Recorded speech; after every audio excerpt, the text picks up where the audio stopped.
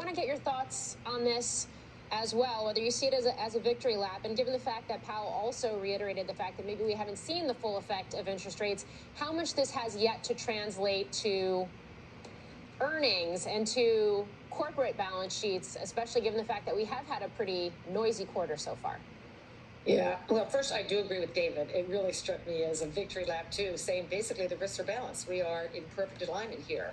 And he also said, when asked directly, he does not see a recession, which indicates he does see a strong economy, while saying at the same time, we've got moderation in job growth and wages. And also, it was interesting, he added this time to credit conditions, tighter financial, acknowledging what's happened in the backup of rates, but was reluctant to commit to saying what this means in terms of interest rate hikes. And certainly several strategists have equated it to 3 to 4 25 BIP hikes.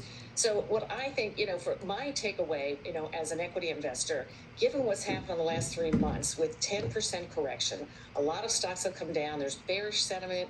Technically, we look oversold. You saw that ISM number come in today in terms of that was manufacturing weaker than expected. We've been watching credit balances go up, delinquencies go up. The economy clearly is slowing. There's concerns about consumer spending.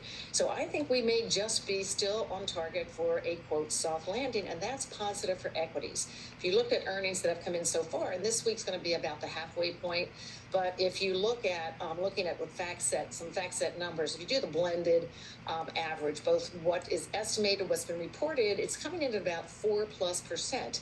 X energy, that's 10%. That marks the first positive quarter in a year since third quarter last year. And of course, that is what the market is looking at in earnings. And guidance has been pretty decent. It obviously depends on the sector and the company, but it is setting up, I think, for possibly year-end rally.